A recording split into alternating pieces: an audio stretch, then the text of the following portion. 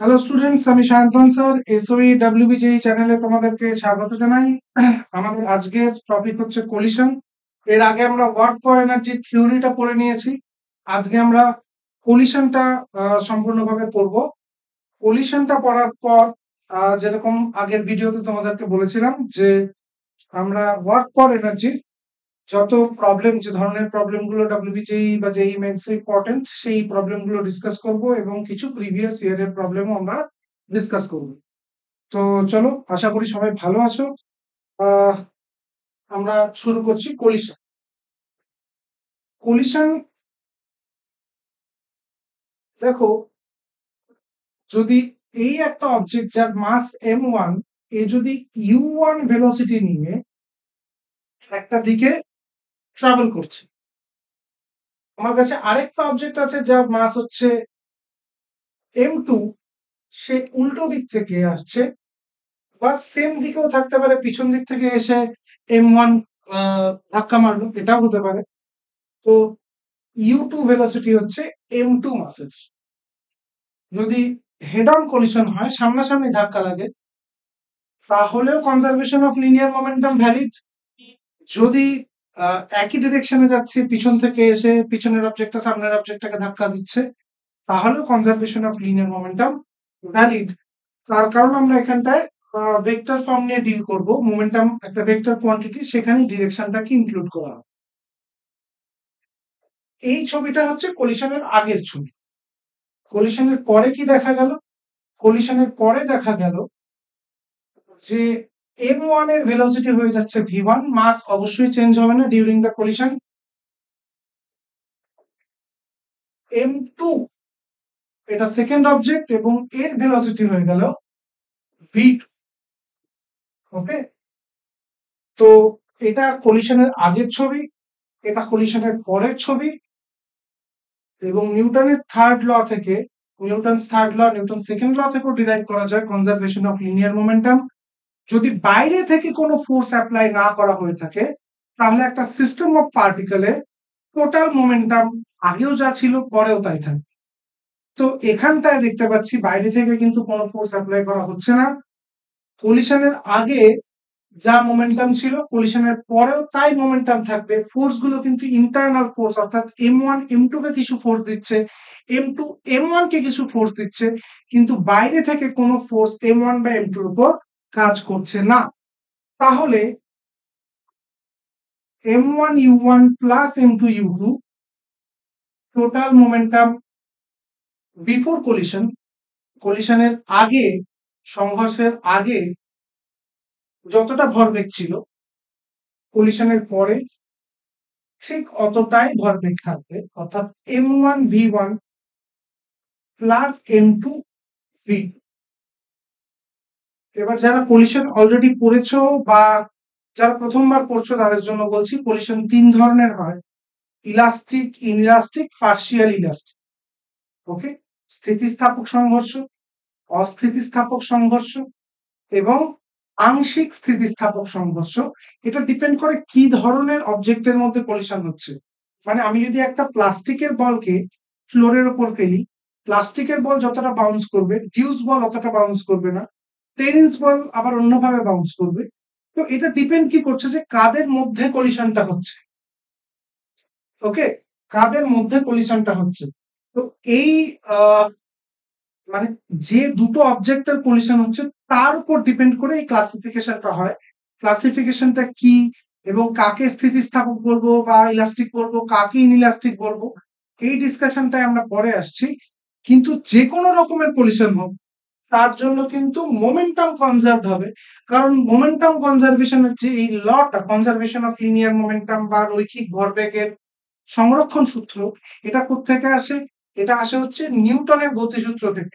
অর্থাৎ নিউটনের গতিসূত্র তো কোনো স্পেসিফিক ভাবে বলা হয় না যে এই অবজেক্টের জন্য কাজ করবে, ওই অবজেক্টের জন্য কাজ করবে না।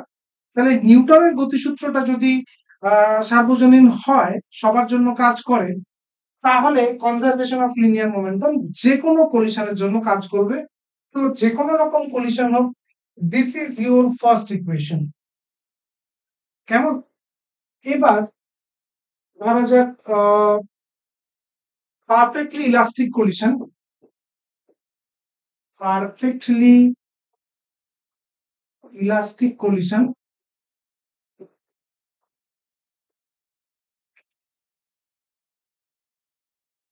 আর বাংলায় কি বলা হয়, স্থিতিস্থাপক সংঘর্ষ।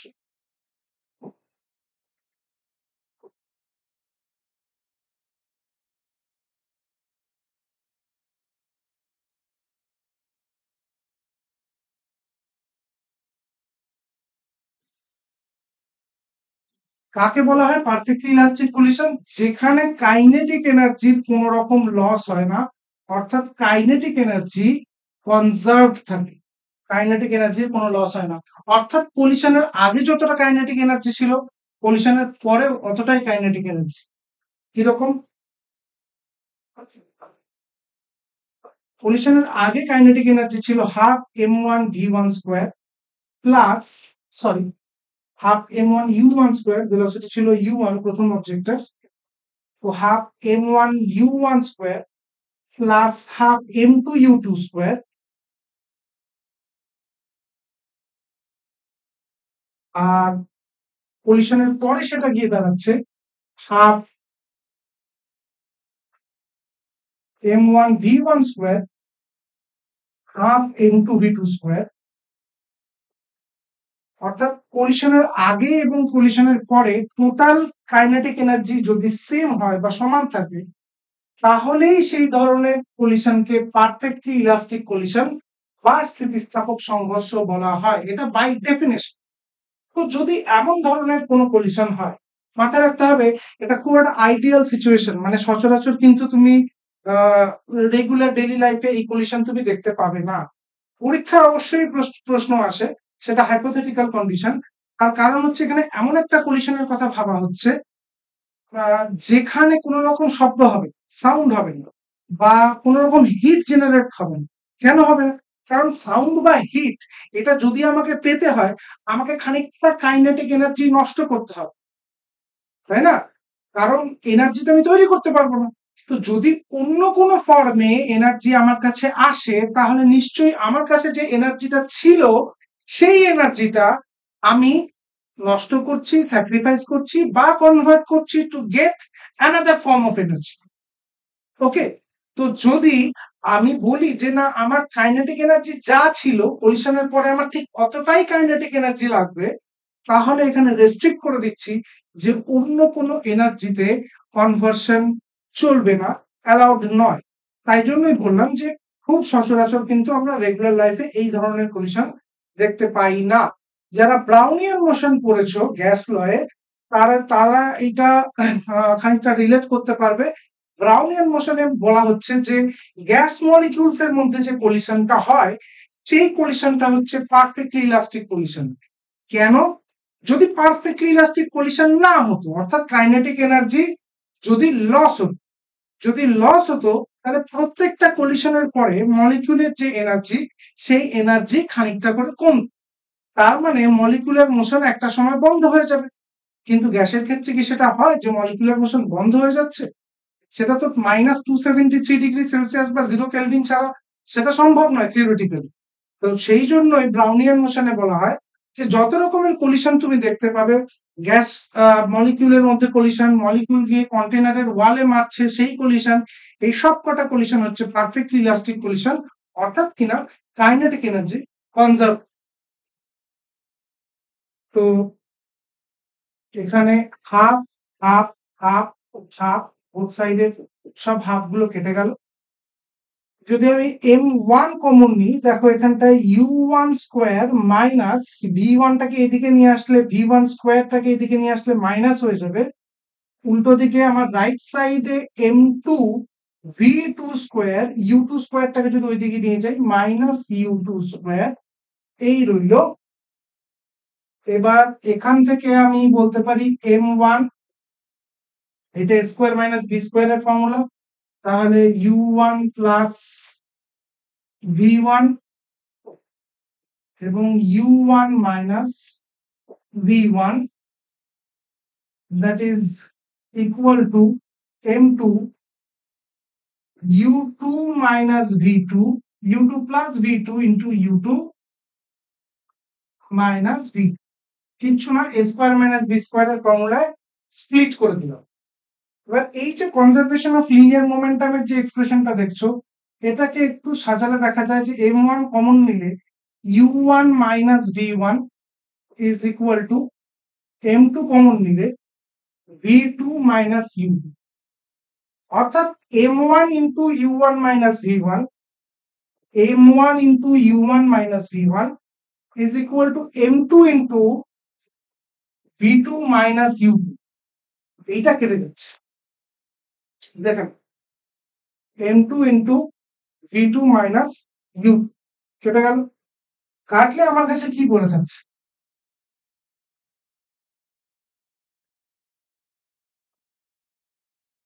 পড়ে থাকলো u1 plus v1 is equal to u2 plus v2।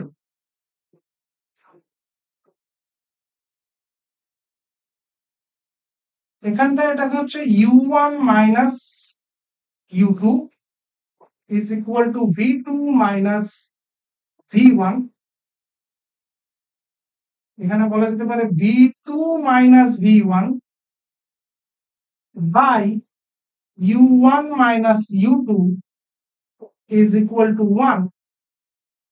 এই যে আমি লিখলাম u1 minus sorry v2 minus v1 by u1 minus u2, এটাকে এক কথায় বলা হয় স্মল ই। স্মল ই এর নাম হচ্ছে কোএফিসিয়েন্ট অফ রেস্টিটিউশন। স্মল ই নাম হচ্ছে কোএফিসিয়েন্ট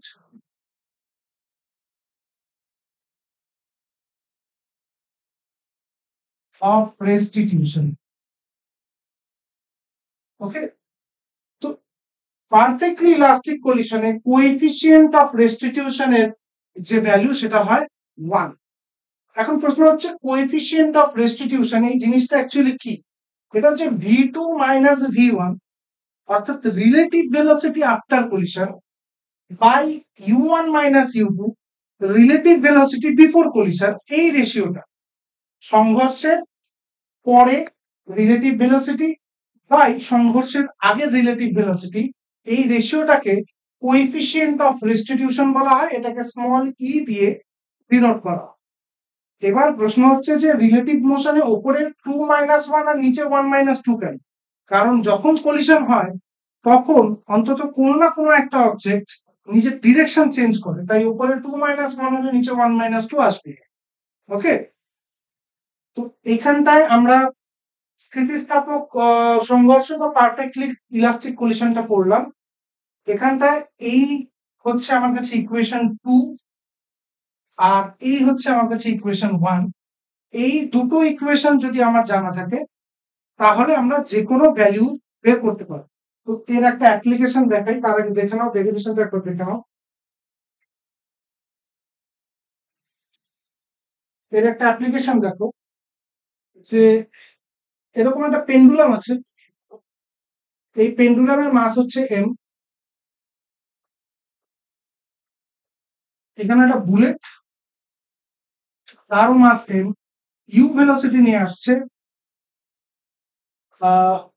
পেন্ডুলামটার গায়ে ধাক্কা মারছে, ধাক্কা মারলে পেন্ডুলামটা কতটা উপরে উঠবে, এই হচ্ছে প্রশ্ন। ওকে, কতটা উপরে উঠবে এই হচ্ছে প্রশ্ন। তাহলে যদি এটা পারফেক্টলি ইলাস্টিক কলিশন না থাকে, সবসময় বলে রাখি যে যদি কোনো প্রবলেমে কি ধরনের কলিশন হচ্ছে এটা না মেনশন করা থাকে, আমরা ধরে নেব যে পারফেক্টলি ইলাস্টিক কলিশন বা স্থিতিস্থাপক সংঘর্ষ হচ্ছে। তাহলে এখানটায় দেখতে পাচ্ছি যে প্রথম আমি জানি যে conservation of linear momentum m1u1, প্রথম অবজেক্ট বুলেট তার ভেলোসিটি u, প্লাস দ্বিতীয় অবজেক্ট হচ্ছে পেন্ডুলামের বব আর তার ভেলোসিটি হচ্ছে 0। তারপর কি হলো, টোটাল মোমেন্টাম আফটার কলিশন সমান হবে, অর্থাৎ বুলেটের মাস তো এমই থাকবে, ভেলোসিটি কি হবে জানি না, ধরলাম v1।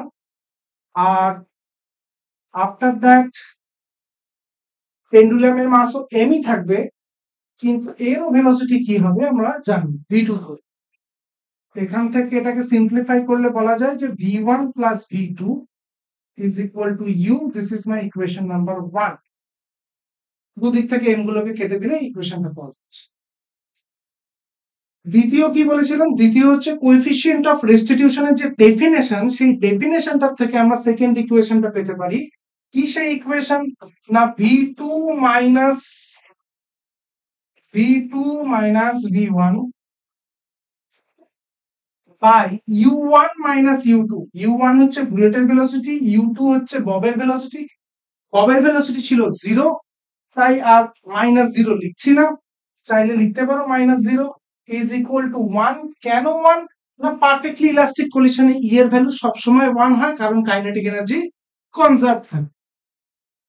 তাহলে v2 minus v1 is equal to u, this is my equation number 2। এবার ক্লাস 9 এর প্রবলেম। a প্লাস বি জানি, a মাইনাস বি জানি, a আর b বের করতে হবে। সিম্পল এলিমিনেশন মেথড, বাংলায় কি বলে? অপনয়ন পদ্ধতি। v2 plus v1 is equal to 0. 2v2 is equal to u, তাহলে v2 is equal to sorry এখানটা u ছিল, v1 plus v2 হচ্ছে u ছিল, তাহলে 2v2 is equal to 2u, v2 equal to u। আর v2 ভ্যালু যদি u put করি তাহলে v1 চলে আসছে 0। অর্থাৎ কলিশনের পরে ববটা রেস্টে চলে আসবে, আর বুলেটের ভেলোসিটি হয়ে যাবে, সরি বুলেটটা রেস্টে চলে আসবে আর ববটার ভেলোসিটি v2 হয়ে যাচ্ছে u, v2 হয়ে যাচ্ছে u। আর বুলেটটার ভেলোসিটি v1 হয়ে যাবে 0। ওকে, এবার প্রশ্ন ছিল কতটা হাইট অব্দি উঠবে। এবার পেন্ডুলামের ববটার ভেলোসিটি হয়েছে u, তাহলে কাইনেটিক এনার্জি কত? কাইনেটিক এনার্জি হচ্ছে হাফ এম ইউ স্কোয়ার। আর আমরা ওয়ার্ক পার এনার্জিতে শিখেছি টোটাল এনার্জি কনজার্ভড হয়, তার মানে ম্যাক্সিমাম যখন এই হাইটে পৌঁছবে কাইনেটিক এনার্জি 0 হয়ে গেছে। ম্যাক্সিমাম হাইট মানে কি? ওখানে গিয়ে থামছে, কাইনেটিক এনার্জি 0, তাহলে এখানটা শুধুমাত্র পোটেনশিয়াল এনার্জি আছে, তাহলে টোটাল কাইনেটিক এনার্জিটা এখানটায় পোটেনশিয়াল এনার্জিতে কনভার্টেড হচ্ছে, মানে mgh। তাহলে height is equal to u square by g, অর্থাৎ এতটা হাইট অব্দি।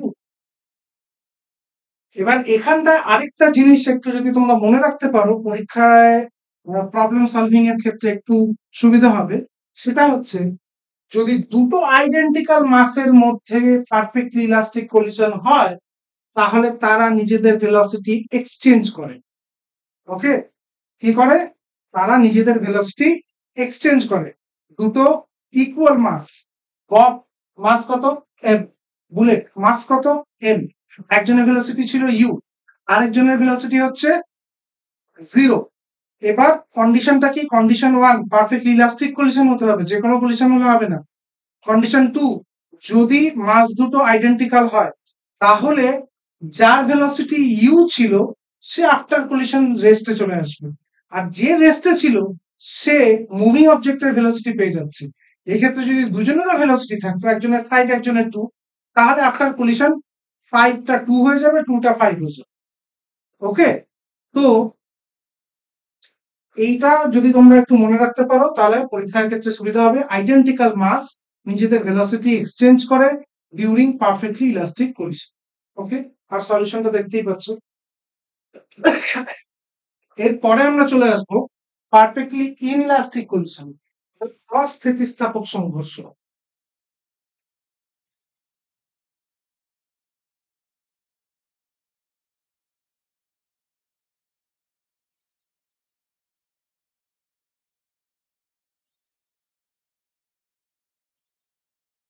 বাংলায় কি বলা হবে? অস্থিতিস্থাপক সংঘর্ষ।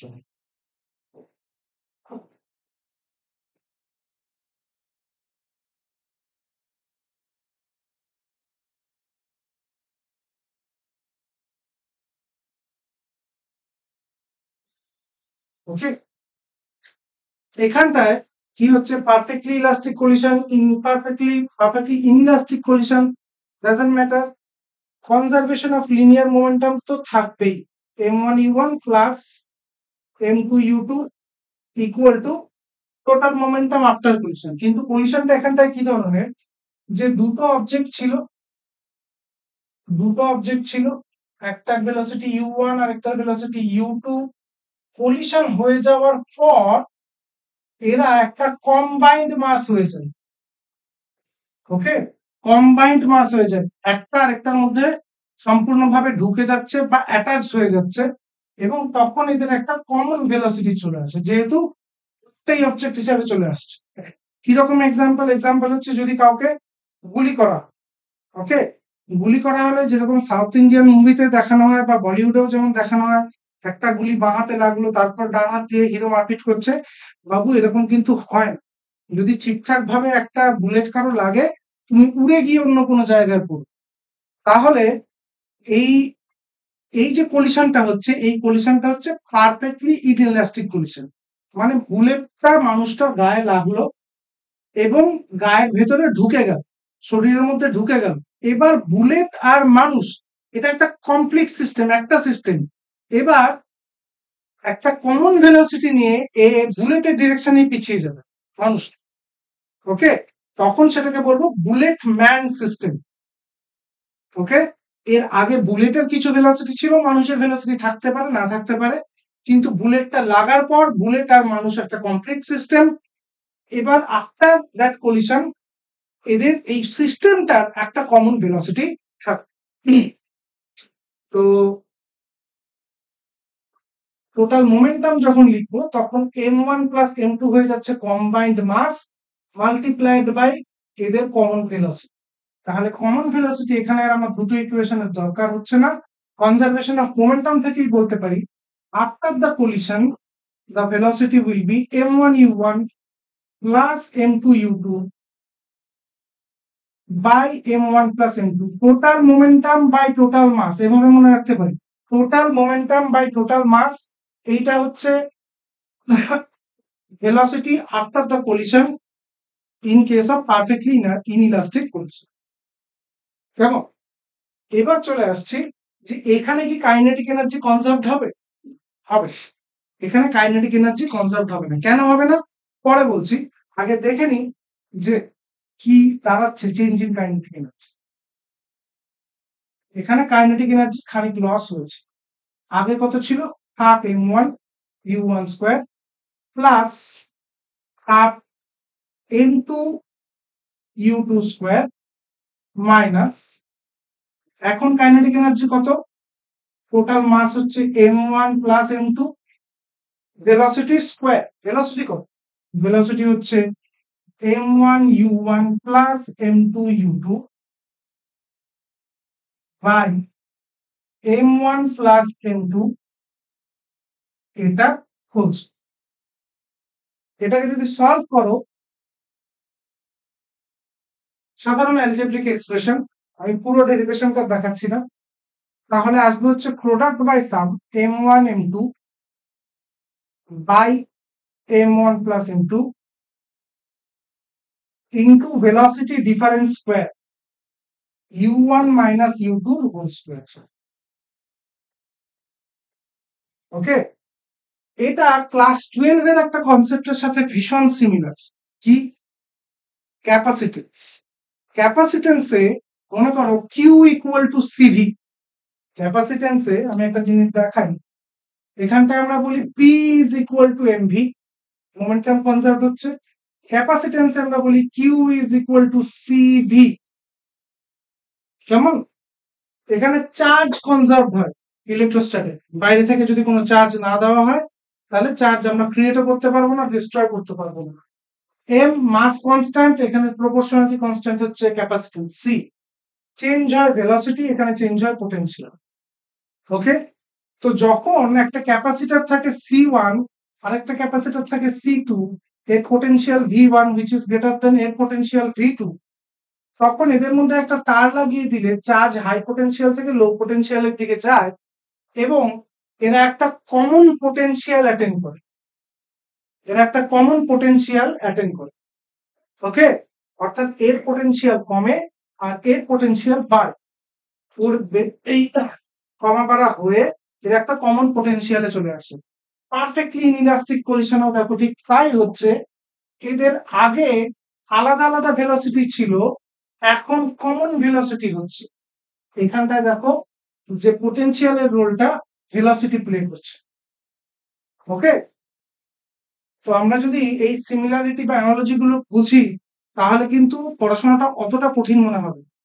এখানে যখন বলা হয় যে শেয়ারিং অফ চার্জের জন্য খানিকটা এনার্জির লস হয়, ঠিক আছে, সেই এনার্জির লসটা কত হয়, ঠিক এক expression del E is equal to half into product by sum, যেটা ছিল m1 m2 by m1 + m2।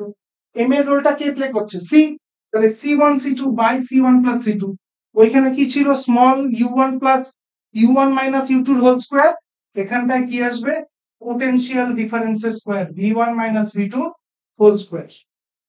ওকে, তো যারা অলরেডি ক্লাস 12 পড়ে নিয়েছো তারা কিন্তু এই জিনিসটা রিলেট করতে পারবে। যারা 11-এ এখন দেখছো, 11-এ আছো, ভিডিওটা দেখছো, তাদের হয়তো এখনো ক্যাপাসিটেন্স করা হয়নি, কিন্তু যখন পড়বে তখন এই রিলেশনটা বুঝতে পারবে। এবার প্রশ্ন হচ্ছে যে কাইনেটিক এনার্জি লস তো হচ্ছে, এই লস্ট এনার্জিটা যাচ্ছে কোথায়, এই এনার্জিটা তো ডিস্ট্রয় হয়ে যেতে পারে, তাহলে এই লস্ট এনার্জিটা কোথায় যাবে, লস্ট এনার্জিটা যাচ্ছে হচ্ছে, আমি এখানটা বলেছিলাম যে কলিশন হওয়ার পর একটা আরেকটার মধ্যে এমবেডেড হয়ে যাচ্ছে বা স্টিকড হয়ে যাচ্ছে, আটকে যাচ্ছে। ঠিক আছে, যে এক্সাম্পলটা দিলাম, বুলেটটা এসে মানুষটার গায়ের ভেতর ঢুকে গেল। এবার একটা কথা বলো, যে আমার শরীরে যদি একটা বুলেট ঢুকে, আমার শরীর তো খানিকটা হলেও রেজিস্ট করবে, মানে এটা তো সলিড, সলিড নিজের শেপ রিটেন করার চেষ্টা করবে, সেটা হিউম্যান বডি হোক বা অন্য যে কোনো অবজেক্ট হোক। তার মানে ফার্স্ট অবজেক্ট যদি সেকেন্ড অবজেক্টকে ডিফর্ম করে, এই ডিফর্ম করতে গেলে খানিকটা এনার্জি দরকার, কারণ সলিডের মধ্যেই কলিশন হবে।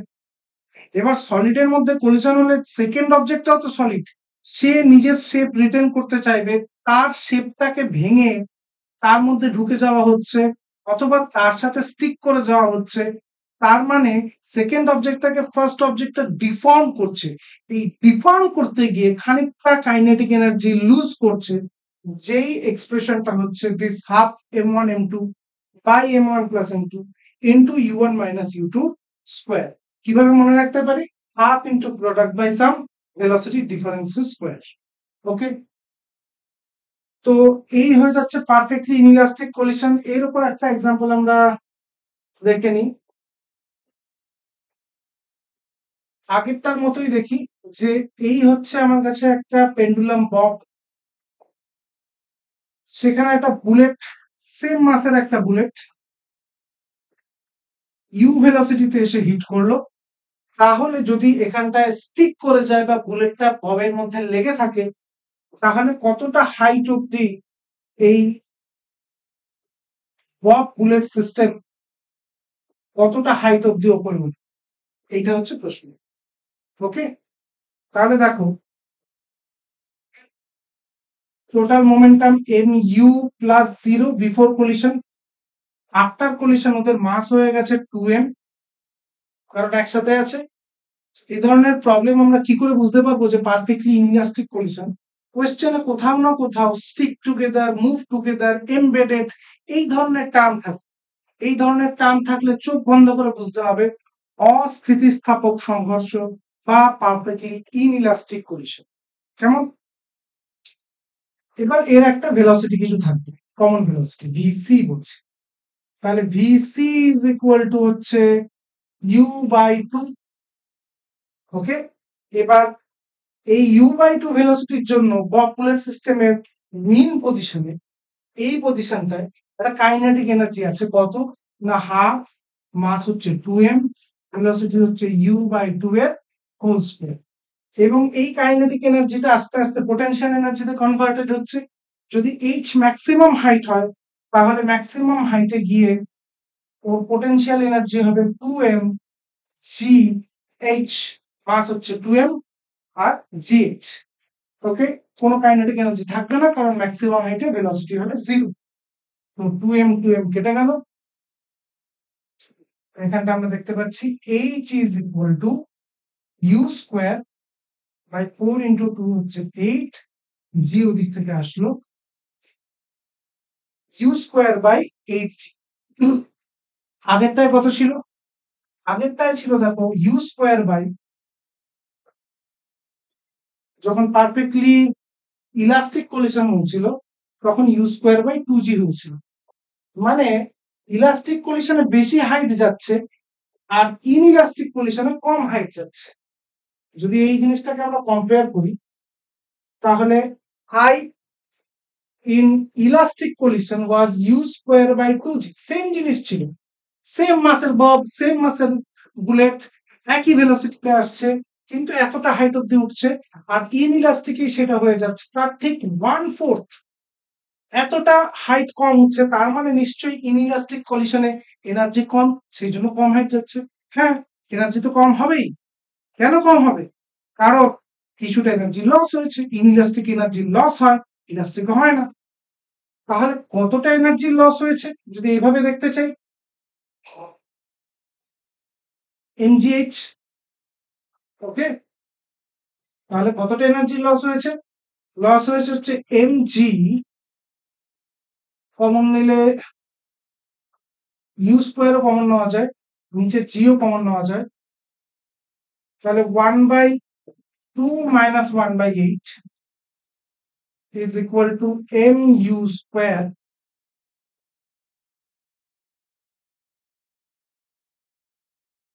এলসিএম আসছে 8, 4 মাইনাস 1 হচ্ছে 3।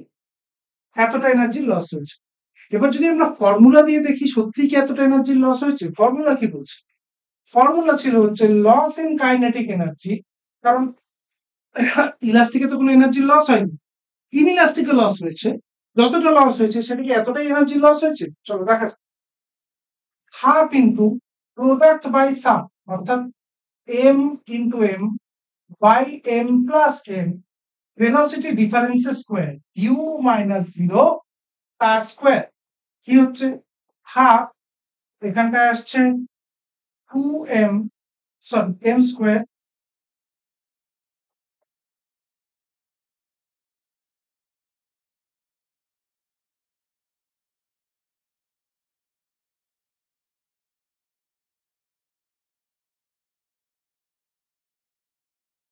আর এখানটায় আসবে you square.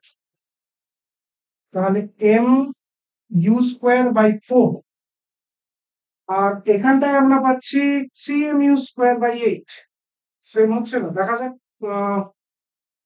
mgh t to height হচ্ছে ইউ স্কোয়ার বাই 2g আর ইউ স্কোয়ার বাই 8। দেখেন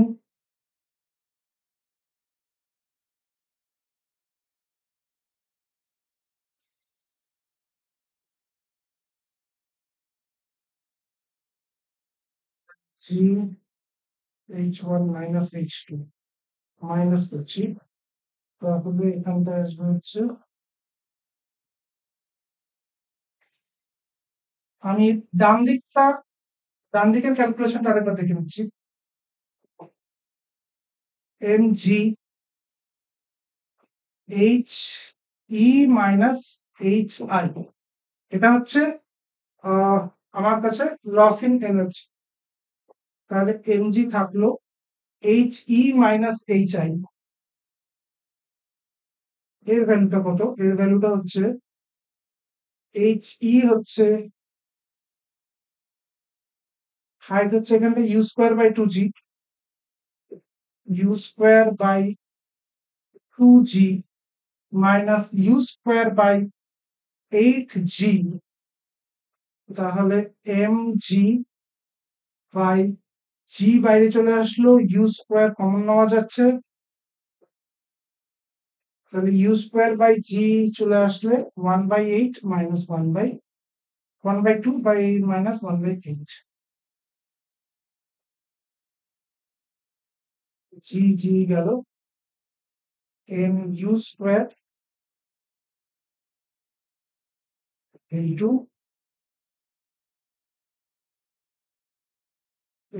এলসিএম 4 minus 1 3। তাহলে প্রশ্ন হচ্ছে এই ডিফারেন্সটা কেন আসছে?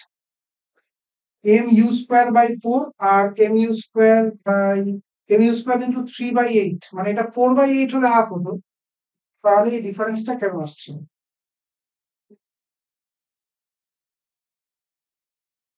Loss in kinetic energy perfectly inelastic condition.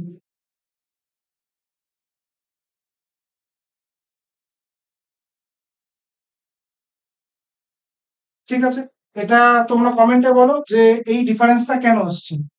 কোনো সাউন্ড তৈরি হচ্ছে বা হিট তৈরি হচ্ছে বা ক্যালকুলেশনে কিছু এদিক ওদিক হয়েছে, কিন্তু কারণ এটা সেম আসা উচিত, m u square by 4, m u square into 4/8 আসা উচিত।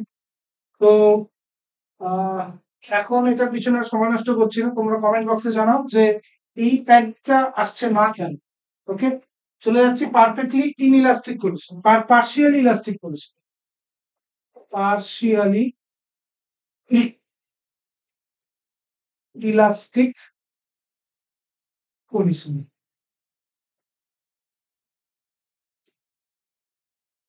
যখন আমরা পারফেক্টলি ইলাস্টিক কন্ডিশন দেখলাম, সেখানে ই এর ভ্যালু ছিল হচ্ছে 1। যখন আমরা পারফেক্টলি ইনইলাস্টিক কন্ডিশন দেখলাম, সেখানে ই এর ভ্যালু ছিল হচ্ছে 0। আর এই ক্ষেত্রে পার্শিয়াল ইলাস্টিক কন্ডিশনে ই এর ভ্যালুটা 1-এর চেয়ে কম হবে, কিন্তু 0-র চেয়ে বেশি হবে, অর্থাৎ কোনো প্রপার ফ্র্যাকশন হবে। ওকে, আমাদের আশপাশের যে কোনো কন্ডিশন আমরা এই পার্শিয়ালি ইলাস্টিক কন্ডিশন ফর্মেই দেখতে পাই। তো দেখো এই প্রবলেম কি করে সলভ করব। m1u1 plus m2u2 is equal to m1v1 plus m2v2, এটা তো হবেই।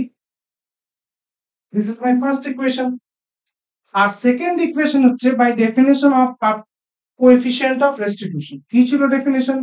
v2 minus v1 by u1 minus u2 is equal to e, যেটা গিভেন থাকবে, কোয়েশ্চেনে দেওয়া থাকবে 2/3 ধরে দেওয়া আছে। তাহলে এখান থেকে আমরা সেকেন্ড ইকুয়েশন তৈরি করব। সেকেন্ড ইকুয়েশন তৈরি করে আমরা v1 এবং v2 এই দুটোর ভ্যালু বের করতে পারবো। এবার যদি u1 u2 v1 v2 m1 m2 এই সবকটা ভ্যালু জানা থাকে, তাহলে যদি লস অফ কাইনেটিক এনার্জি জানতে চাই তাহলে সেটাও বের করতে পারবো।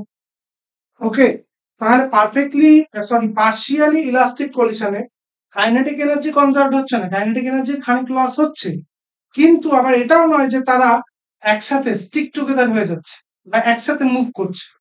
ওকে, এই ধরনের কন্ডিশনকে পার্শিয়ালি ইলাস্টিক কন্ডিশন বলে। এখানটায় ইন জেনারেল কোনো ফর্মুলা তো আসবে না, কারণ ই এর ভ্যালু যা খুশি হতে পারে, এটা কোয়েশ্চেনে দেওয়া থাকবে, অথবা v1 v2 দিয়ে ই এর ভ্যালু জানতে চাইতে পারে। তো v1 v2 দেওয়া থাকলে u1 u2 v1 v2 দেওয়া থাকলে আমরা এমনি ই এর ভ্যালু বের করে দিতে পারবো। তো জেনারেলি এখানে ই এর ভ্যালুটা দেওয়া থাকে, ই এর ভ্যালু দিয়ে v1 v2 জানতে চায়। তো এটা এই ধরনের প্রবলেম এভাবে করতে পারি। তো এর একটা এক্সাম্পল আমরা দেখে নিই। ধরা যাক এখানটা একটা এরকম ওয়াল আছে, এটা এক্স ওয়াই প্লেনে দেখাচ্ছি। এইভাবে একটা অবজেক্ট আসলো 30 ডিগ্রিতে, এই অবজেক্টটা কোলাইড করলো এবং তারপর রিফ্লেক্ট করলো। এই অ্যাঙ্গেলটা কত এটা আমাকে বের করতে হবে। ওকে, এই অ্যাঙ্গেলটা কত এটা আমাকে বের করতে হবে। তো এখানে ওয়ালের মাস যা কিছু হোক, এর ভেলোসিটি হচ্ছে 0, এর ফাইনাল ভেলোসিটিও হচ্ছে 0। এই যে অবজেক্টটা এর মাস যদি স্মল এম হয়, এইদিকে আসছে আর এদিকে আসছে, মানে এই এই 30 এটা 30 ডিগ্রি হলে এই অ্যাঙ্গেলটাও 30 ডিগ্রি। তো যদি এটা 30 ডিগ্রি হয়, তাহলে ভেলোসিটি ইউ হলে এই কম্পোনেন্টটা হয়ে যাবে ইউ cos 30, cos 30 হচ্ছে √3/2, আর এটা হয়ে যাবে ইউ sin 30। এবার দেখো এই ওয়ালটা ইউ sin 30 কে কোনোভাবে বাধা দেয় না, ইউ sin 30 তো প্যারালাল টু দ্য ওয়াল, তার মানে এই যে ভেলোসিটিটা, এই ভেলোসিটির যে ভার্টিক্যাল কম্পোনেন্ট, অর্থাৎ ওয়াই অ্যাক্সিস বরাবর, ভার্টিক্যাল বলা ঠিক নয়, এটা এক্স ওয়াই প্লেন, ওয়াই বরাবর যে কম্পোনেন্টটা, সেই কম্পোনেন্টটা হচ্ছে u/2, আর এক্স কম্পোনেন্টটা কত, এটার পরিবর্তন হবে, কারণ এখানটায় এই u√3/2 এর কিছু না কিছু চেঞ্জ হচ্ছে। ওকে, তো দেখা যাক কি চেঞ্জ হচ্ছে। কোএফিসিয়েন্ট অফ রেস্টিটিউশন ধরো বলা থাকলো √3/2। কোএফিসিয়েন্ট অফ রেস্টিটিউশন √3 তো হতে পারে না, একের বেশি হতে পারে না, একের চেয়ে কম হতে হবে, তো √3/2 ধরে নেওয়া যাক। তাহলে কোএফিসিয়েন্ট অফ রেস্টিটিউশনের ভ্যালু হচ্ছে √3/2, that is defined as v2 minus v1। v2 হচ্ছে 0, v1 জানি না, সেটাই তো বের করতে চাই, যে বলের ভেলোসিটি কত হবে, v1 by u1 minus u2। u1 কত ছিল, u√3/2, u√3/2 মাইনাস u2 হচ্ছে 0, কারণ ওয়ালের ভেলোসিটি 0ই থাকবে। তো এখানটায় কি আসছে, √3/2 is equal to minus 2v1 by u√3। ওকে, তাহলে v1 is equal to 3u/4 with a negative sign। Okay, negative সাইনটার কথা মানে এই যে u1 যেদিকে, v1 তার উল্টো, তার মানে আমি তো আগেই জানি v1 উল্টো দিকে, তাহলে v1 এর যে ম্যাগনিটিউডটা হবে সেটা হবে হচ্ছে 3u/4। ওকে, এবার যদি আমি এরকম একটা ট্রায়াঙ্গেল ভাবি, এই কম্পোনেন্টটা হচ্ছে u/2, এই কম্পোনেন্টটা হচ্ছে 3u/4, তাহলে এই অ্যাঙ্গেলটা থিটা হলে এই অ্যাঙ্গেলটাও থিটা, তাহলে tan theta is equal to perpendicular by base. Okay, তাহলে পারপেন্ডিকুলার কত, u/2, বেস কত, 3u/4, 3u/4, তাহলে কত আসছে, tan থিটার ভ্যালু আসছে হচ্ছে 4 বাই, সরি 2 দিয়ে 4 কাটলে 2, 2/3,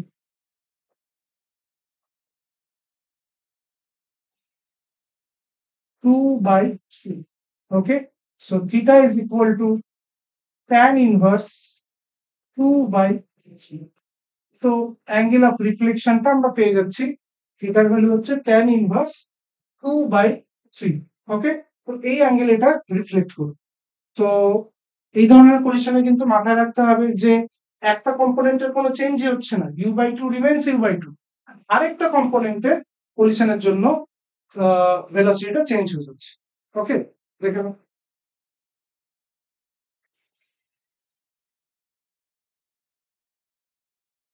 তো দেখে নাও যে তোমরা এই পার্শিয়ালি ইলাস্টিক কলিশন বা আংশিক স্থিতিস্থাপক সংঘর্ষ, এই কনসেপ্টটা তোমাদের কাছে ক্লিয়ার হলো কিনা। কিন্তু ক্লিয়ার হলেও আগের একটা জিনিস এখনো ক্লিয়ার হলো না, সেটা হচ্ছে ওই এনার্জি ডিফারেন্সটা কি হলো। মানে এইখানটায় যদি আমার ফর্মুলা ঠিক থাকে, তাহলে যে এনার্জি ডিফারেন্সটা সেটা আসা উচিত mu²/4।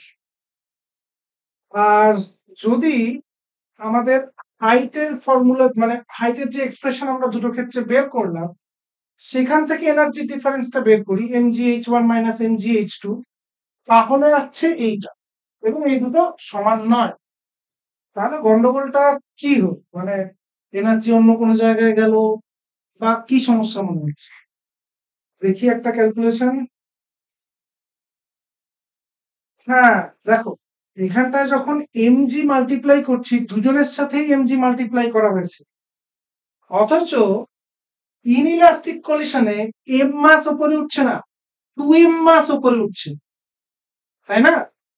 যখন mgh করছি, ইলাস্টিক কলিশনে কি হচ্ছে, ইলাস্টিক কলিশনে শুধুমাত্র আমার ববটাই উপরে উঠছে, আর ইনইলাস্টিক কলিশনে বব ও বুলেট দুটোই উপরে উঠছে। তাহলে এইখানটায় এর সাথে m মাল্টিপ্লাই হবে আর এর সাথে 2m মাল্টিপ্লাই হবে। যদি তেমনটা হয়, তাহলে দেখি যে এনার্জির এক্সপ্রেশনটা মেলে কি মেলে না। দেখা যাক একবার এনার্জির এক্সপ্রেশনটা কি দাঁড়ায়, mu²/4 আসছে কিনা। দেখা যাক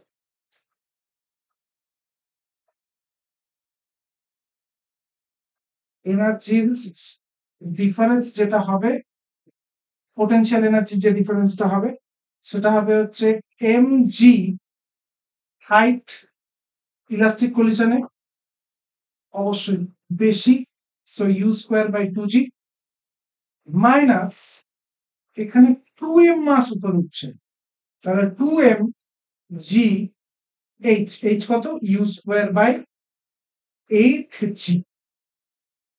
তাহলে দেখো এখানে জি জি কাটলে m u square by 2, total kinetic energy conserve থাকে পারফেক্টলি ইলাস্টিক কলিশনে।